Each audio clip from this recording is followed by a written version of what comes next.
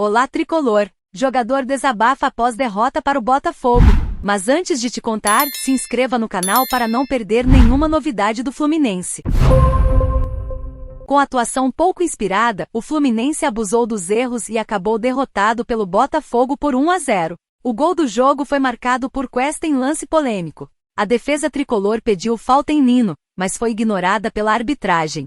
Com o resultado, o Flu pode sair do G4 e se distanciar do líder. O tricolor começou a partida tentando impor o seu estilo de jogo. Aproveitando a frouxidão da marcação alvinegra, conseguiu encaixar boas transições em velocidade, mas faltava mais capricho na conclusão. Na primeira boa chance, Pirani entrou com liberdade pelo lado esquerdo, mas bateu por cima do gol de Perry. O adversário só levava perigo nos contra-ataques, jogando em cima do erro do Fluminense. A verdade é que foi uma etapa inicial de poucas oportunidades para ambos os lados. Mesmo com muito mais posse de bola que seu rival, o tricolor não conseguiu criar nenhuma oportunidade clara. O Botafogo, por sua vez, só chegou com mais perigo em bolas aéreas e chutes da entrada da área. Diante de uma ineficiência geral, o placar não se alterou nos primeiros 45 minutos. No segundo tempo, Diniz promoveu a entrada de Lelê na vaga de Pirani, na tentativa de aumentar o poder de fogo da equipe no terço final do campo. Mas quem cresceu foi o Botafogo, que passou a adiantar mais sua marcação e tentar sufocar a equipe tricolor em seu campo de defesa.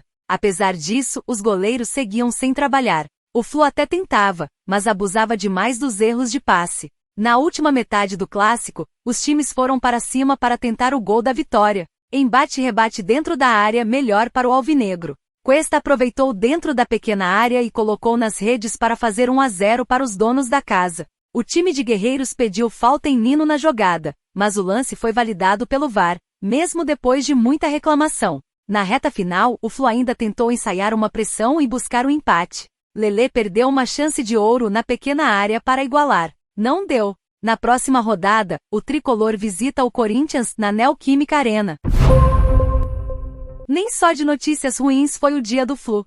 Os moleques de Xerém levaram a melhor sobre o Resende neste sábado de jornada dupla no Estádio do Trabalhador. Pela 10ª rodada da Copa Rio, as equipes sub-15 e sub-17 do Flu venceram os donos da casa por 2-1 e 5-2. A goleada deu aos mais velhos a classificação antecipada para a semifinal, enquanto os mais novos, com o triunfo, asseguraram a liderança da competição. O Fluminense teve uma atuação bem abaixo do esperado nesta noite. Encarando o Botafogo no Engenhão, o time de guerreiros praticamente não finalizou e perdeu por 1-0, desperdiçando a chance de liderar o Campeonato Brasileiro. Um lance na etapa complementar chamou a atenção. Depois que sofreu o gol, o técnico Fernando Diniz promoveu a entrada do atacante John Kennedy para tentar aumentar o volume ofensivo. Entretanto, na hora de subir a placa, o número de Samuel Xavier foi sinalizado. O problema é que quem deveria ter saído era o zagueiro Manuel. O auxiliar técnico Eduardo Barros entrou numa discussão acalorada, sendo acompanhado pelo técnico Fernando Diniz em seguida. Mas não adiantou. O erro já havia sido sacramentado e o Fluminense terminou a partida sem um lateral direito em campo.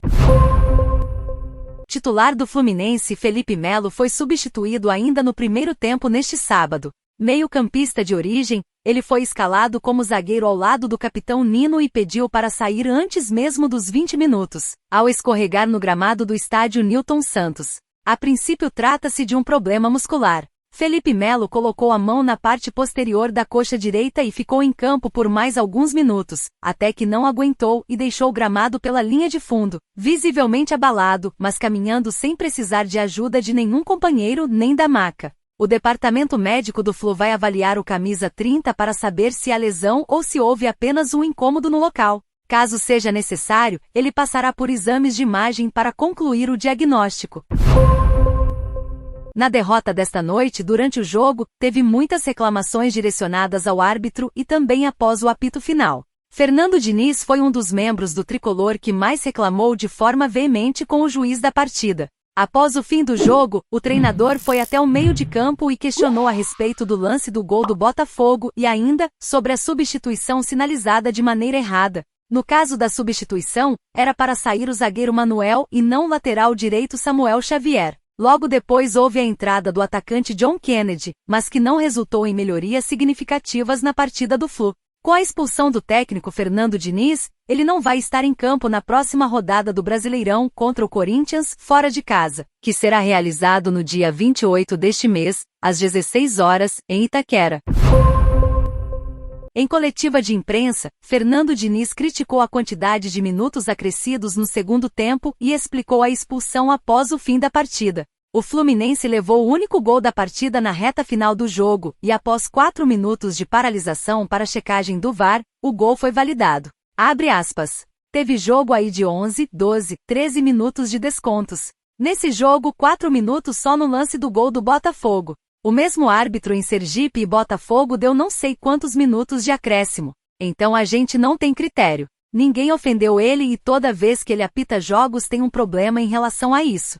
Fecha aspas. Diniz admitiu que o Flu não fez um bom jogo e reconheceu que o rival foi superior ao seu time na partida. Abre aspas. O Botafogo soube jogar o jogo, marcou bem e teve méritos para vencer. Isso é ponto pacífico. E nós também jogamos abaixo daquilo que poderíamos. Somadas as duas coisas, o Botafogo teve uma vitória bastante justa. O erro principal foi meu. Quando se tem esse tipo de comportamento coletivo, o treinador é o principal responsável. No primeiro tempo o time fez uma partida com controle, mas sem profundidade. Com a substituição, tentei manter o controle já que a marcação estava bem ajustada, e ganhar profundidade.